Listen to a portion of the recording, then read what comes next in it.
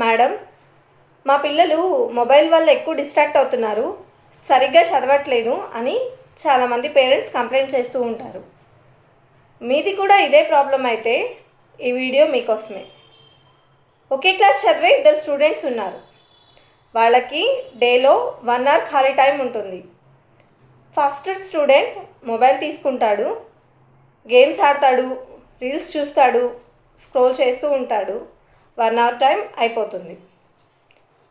ఇంకో స్టూడెంట్ ఉంటాడు, తను ముందే ప్లాన్ చేసుకుంటాడు. నాకు ఈరోజు అర్థం కాని కాన్సెప్ట్స్కి డిఫికల్టీ ఉన్న కాన్సెప్ట్స్ నేను నేర్చుకోవాలి అని. సో మొబైల్ తీసుకుంటాడు, యూట్యూబ్ ఓపెన్ చేస్తాడు, హెల్ప్ తీసుకుంటాడు, తనకి అర్థం కాని కాన్సెప్ట్స్ క్లియర్ చేసుకుంటాడు, డౌట్స్ క్లారిఫై చేసుకుంటాడు ఆ 1 అవర్లో. సో ఇప్పుడు డిఫరెన్స్ అబ్జర్వ్ చేయండి. ఫస్ట్ స్టూడెంట్ అదే 1 అవర్ అదే మొబైల్తో టైంపాస్ చేశాడు, నవ్వుకుంటూ వెళ్ళిపోయాడు. సెకండ్ స్టూడెంట్ అదే మొబైల్ అదే 1 అవర్లో డౌట్స్ క్లియర్ చేసుకొని, కాన్సెప్ట్స్ క్లియర్ చేసుకొని సాటిస్ఫాక్షన్తో ఉంటాడు.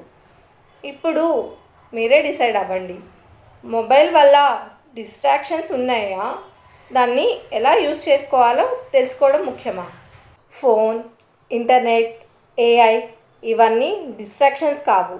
వాటిని ఎలా ఉపయోగించాలో తెలుసుకుంటే అవే పెద్ద అడ్వాంటేజెస్ అవుతాయి.